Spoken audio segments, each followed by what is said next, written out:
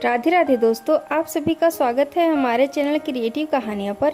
आइए जानते हैं माँ गंगा ने अपने 7 पुत्रों को नदी में क्यों बहा दिया। महाभारत में कई ऐसी कहानियां हैं जिनके बारे में लोगों को पता तो है, लेकिन उसके पीछे की कथा का अंदाजा नहीं है। ऐसे ही एक कहानी है माँ गंगा की। भारत में किताबों का महत्व कितना है ये तो हम सभी जानते हैं। महाभारत की बात करो तो ऐसे ही एक कहानी है जो न सिर्फ हमें माँ गंगा के बारे में जानकारी देती है, बल्कि वह भीष्म पितामह की जिंदगी के पहलुओं को भी दिखाती है।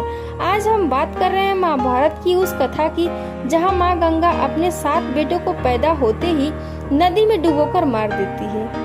महाभारत में गंगा राजा प्रतिपद और शांतनु की कथा है, जहाँ श्राप मुक्ति का भी जिक्र है। दरअसल स्वर्ग में 8 वसु थे जिन्हें श्राप मिला था कि वह पृथ्वी पर पैदा होंगे। पृथ्वी जिसे मृत्यु लोक भी कहा जाता है, वहाँ इंसान का जन्म पाप भोगने के लिए भी होता है। उन 8 वसु का उद्धार करने के लिए माँ गंगा ने यह कदम उठाया था।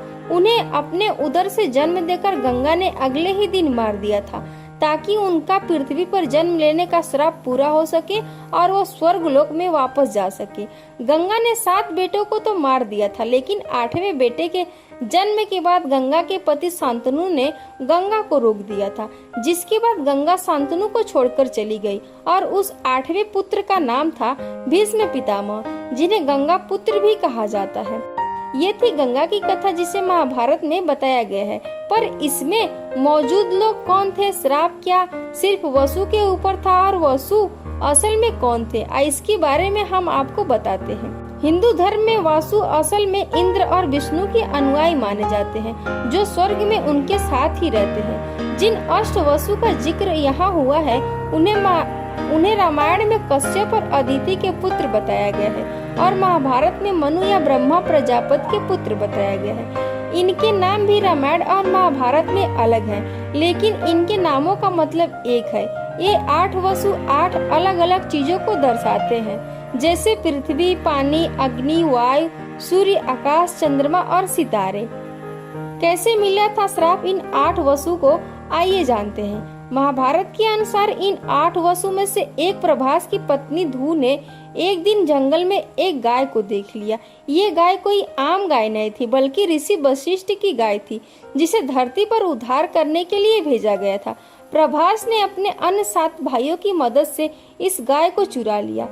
ऋषि वशिष्ठ को जब यह पता चला तो उन्होंने उन सभी को श्राप दे दिया कि ये मृत्यु लोक में जन्म लेंगे। इसके बाद सभी वसु क्षमा के लिए ऋषि के पास पहुँचे और उन्होंने उनमें से 7 को ये कहा कि वो अपने जन्म के 1 साल के अंदर ही मृत्यु लोक छोड़ देंगे और इस श्राप का पूरा दंड प्रभास को भोगना होगा। प्रभास दूसरी बार जन्म लेकर भीष्म या भीष्म पितामह बने। जहाँ भी महाभारत का जिक्र आता है और गंगा के अपने ही पुत्रों को मारने की बात सामने आती है, वहाँ पर वसु का श्राप ही बताया जाता है। लेकिन असल में ये गंगा और शांतनु के यहाँ ही क्यों पैदा हुए, उनके पीछे भी एक कहानी है। यह कहानी शुरू होती है शांतनु के पहले जन्म से, जहाँ वो इक्ष्वाकु साम्राज्य को महाराजा महाभीष हुआ करते थे। उन्होंने 1000 अश्वमेध यज्ञ करवाए थे और मृत्यु के बाद स्वर्गलोक में उन्हें जगह मिली थी। स्वर्गलोक में ब्रह्मा के दरबार में उनकी बेटी गंगा भी मौजूद थी। इसी के साथ अन्य देवतागण और अनुयायी भी मौजूद थे।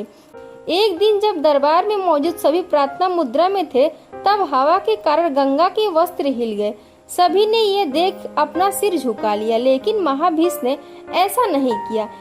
इसी के साथ गंगा ने भी उन्हें नहीं रोका और दोनों एक दूसरे को देखते रहे। यह देख भगवान ब्रह्मा क्रोधित हो गए और दोनों को मृत्युलोक में पैदा होने का श्राप दिया। गंगा तभी वापस आ सकती थी जब वह मृत्युलोक में महाभीष का दिल तोड़ देती। ऐसा करने के बाद महाभीष ने ब्रह्मा से क्षमा मांगी और कुरु वंश के राजा प्रतिभा के घर जन्म लेने की बात कही। ऐसे में महाभीष की यह मनसा ब्रह्मा ने मान ली। एक दिन कुरु राज प्रतिभा जंगल में ध्यान मग्न थे और गंगा एक खूबसूरत स्त्री का रूप लेकर उनकी दाई जांघ पर जाकर बैठ गई। जब प्रतिभा ने इसका कारण पूछा तो गंगा ने उनसे शादी की इच्छा जताई, लेकिन प्रतिभा का कहना था कि दाई जांघ की जगह बेटी, बहू या फिर बेटे की होती है, तो आप मेरे बेटे से शादी कर लीजिएगा। इसको लेकर गंगा मान गई और उसके बाद जब राजा प्रतिभा और उनकी पत्नी सुनंदा का बेटा शांतनु पैदा हुआ तो उसे किस्मतवश हस्तिनापुर का राजा घोषित किया गया। शांतनु जब बड़े हुए तो जंगल में उन्होंने गंगा को देखा और उनसे शादी की इच्छा जताई।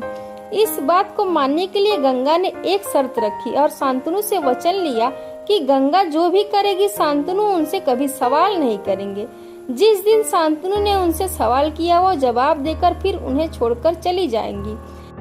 ऐसे में गंगा और शांतनु दोनों ही पति पत्नी की तरह हस्तिनापुर वापस आए और दिन बीतने के साथ गंगा ने शांतनु के पहले बेटे को जन्म दिया और उसके अगले ही दिन गंगा ने अपने नवजात को लेकर गई और नदी में डुबो दिया। ऐसे ही गंगा ने 7 वसु को उनके श्राप से मुक्ति दे दी।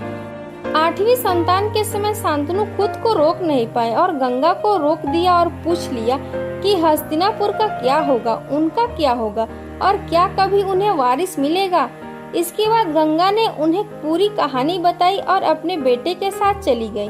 गंगा ने जब अपने बेटे को ऋषि वशिष्ठ से शास्त्रों की शिक्षा दिलवाई और परशुराम से युद्ध अभ्यास की शिक्षा दिलवाई।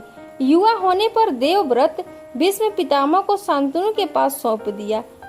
इसकी आगे की कहानी आपको पता ही है कि महाभारत में देवव्रत भीष्म पितामह बनने के बाद उनके साथ क्या हुआ और वो कैसे मारे गए।